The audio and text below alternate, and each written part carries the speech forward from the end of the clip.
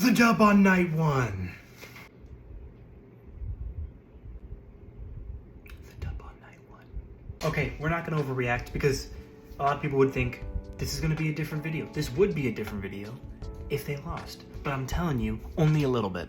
Because if they played relatively the same way and we lost, I would have been like, damn, that was a great game. And it was. For the first time, Rangers' advantage in face-offs, shots, 5-on-5 shots, possession, 5-on-5 shots, and the shots in general. I know there was a lot on the power play, however, it was like pretty equal as far as like the amount of power plays they had. There was a lot of penalties called in that game, but they had more 5-on-5 shots, which was wonderful, and I think they played great. Like, I think it was more even 5-on-5, which is how it should be, but against a great team like Tampa, like, I think actually in the first half of the game, it was pretty even, and then the Rangers were just taking over. They had way more, and that's where the possession time also comes into play, which means their 5-on-5 is just better.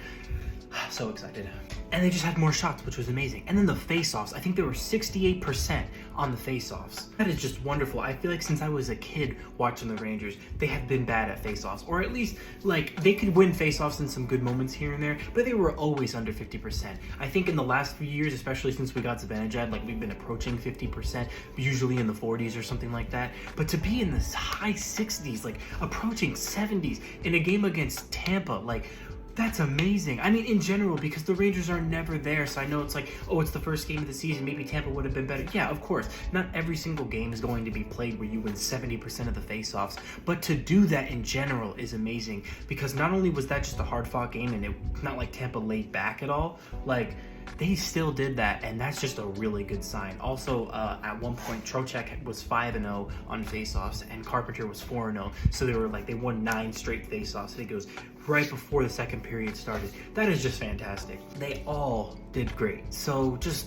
wonderful. Overall, it's a great performance. Let's go ahead and look at these goals. You got the first one right here, Mika Zibanejad. Just a beautiful breakaway and a wonderful, not a breakaway, a 2-on-1, but that backhand, my God. Second goal, Mika Zibanejad once again on the power play. Nice cross-seam pass, one-timer, his freaking specialty.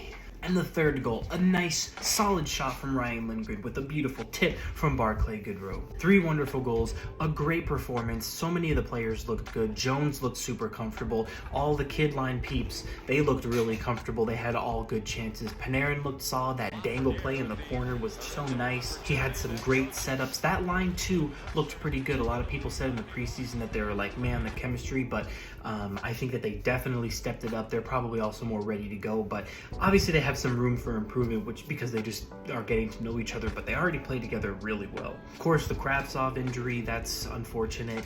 He got pinned against the boards by Victor Hedman. He got a hit, but I think my guess was it's mostly like he had the knee pinned into his stomach, and then Hedman was like pushing his head down, which don't understand why that's not a penalty, because people hold people on the ice all the time or hold them against the boards for way too long when the puck's all the way over there, and it's never a penalty. It's really annoying, but I think that's what injured him. They said it's upper body. He's day-to-day, but he won't make the trip that's coming up right now, which is it's Minnesota and Winnipeg, I believe, so he'll probably be there after that. Blais, on the other hand, might return during that trip, so we'll see how things go. But you know, good thing for Kravtsov is that the injury isn't going to keep him out that long. It's really unfortunate that he barely got to play, but, you know, I saw a few things from him. He looked like he was already, I know this is probably a little premature because we barely saw him, but he was giving me the vibes that he was definitely going to step it up, or stepped it up from preseason. So, you know, we'll see how it goes.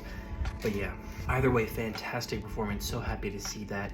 And yeah, that's that for that game. It was wonderful, but now we're going to turn our heads to the next game. They're going to be playing the Minnesota Wild coming up here. This is the Minnesota Wild's first game of the season. It's their home opener, so they're definitely going to be coming with some fire.